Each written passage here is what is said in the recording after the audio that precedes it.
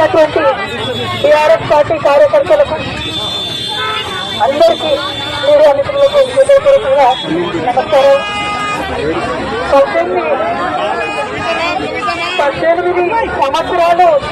18 సంవత్సరాలు నేను రాజకీయాల్లో ఉన్నాను. ఎన్నో ఎత్తుకోవాలని చూశాను. కానీ పర్సనల్ గా నాకైనా నా కుటుంబానికైనా ఒక తల్లిగా పిల్లల్ని వదిలి 5.5 నెలలు ఉండడం అన్నది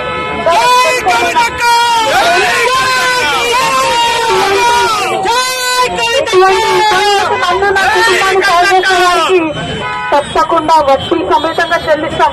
సమయం